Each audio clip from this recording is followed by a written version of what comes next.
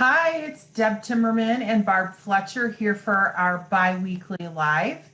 A little later in the day today because our schedules were a little bit wonky. So if you're just joining us for the first time, Barb is in New Brunswick, Canada, and I'm in Michigan. So there's always this little time gap for us, and here we are at dinner time. We're doing the dance. Yeah, how are you? I'm just fine. It's a cool day in New Brunswick, but all good. Yeah, it's kind of chilly here too, but we have promise of warm weather coming, so I'm really excited about that. I think it's coming. So we're going to dive right into today's topic. If you follow me on LinkedIn, in addition to on Less Stress in Life, you may have noticed I made a post yesterday with a woman all curled up and the caption problem, and the same woman just vibrant with the caption possibility. And in between, the word I had tying them together was perspective. So what is it that makes some people in a story or a happening see it as a problem and other people see it as a possibility? What's your wisdom on that question, Barb? Well, I think during this COVID time, we're seeing lots of people who see the times as problems, and then we're also seeing people who see them as possibilities, and I think some of it relates to their life experiences, and some of it is a bit about how they're wired and how they view the world. We are taught to look at problems, through a lens of intellect and logic. And this day and age, it's really difficult to, try and think our way out of particular situations.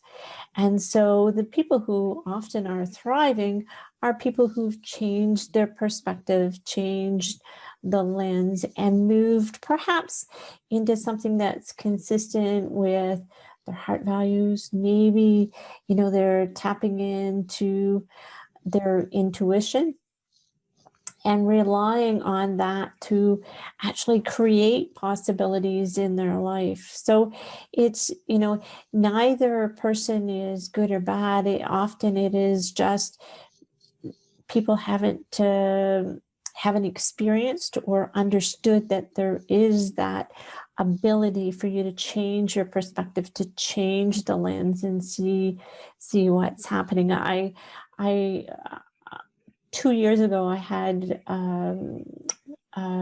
cataracts removed from my eyes, and I still to this day look at things and say, I've never seen that before. And I'm excited because that's a completely different perspective for me. And I would never have imagined that. So I think one of the things that is maybe foreign to some people is if you spent more time in what we would call having a negativity bias, Mm-hmm. someone who typically sees the problem rather than the possibility. How do you clear that fog off of those glasses and as our good friend Heidi Hanna says, train a new stress lens? Mm-hmm.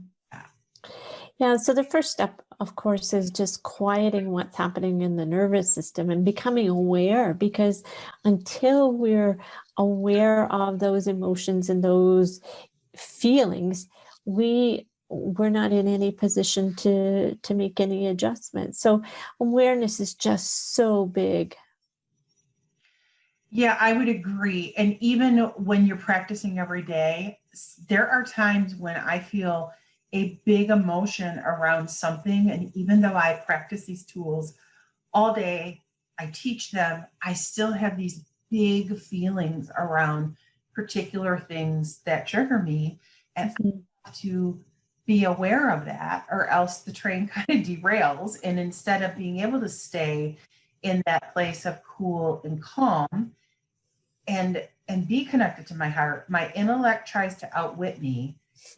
Ever good, because what happens is those little voices in the head and the hamster wheel and all the stuff that we've talked about before But as soon as that big emotion takes over, the stress chemicals come, and that's what derails us. So the two of them have a symbiotic relationship. Mm-hmm. And I think that's probably the most challenging thing as a trainer, is helping people understand that. It's a big concept. Yeah. And the good news is that the path to finding a little more comfort in that is not a long one. And I talk about this often, because I really believe that people don't always understand that ease is not, it's not 6 months away. It's just, could be a week, and people will feel better. So, and be able to look at situations with that different lens, even if they've spent a lifetime behaving in a particular way. Wow, that's a great spot to end this on. Positivity, possibilities. Managing stress does not have to be this huge, overwhelming piece of a project. It's really one bite at a time, just like you eat an elephant, right? Exactly. So we'd love to help you on your journey and just want to be of service. If you have questions, please feel free to reach out. I've tagged Barb on this already. Either of us, doesn't matter, whoever you feel more comfortable with, reach out. We'll see you next time. Have a great night. Thanks. You too. For more tips on living life with less stress and more heart, please follow us on social media or check out our website at lessstressandlife.com.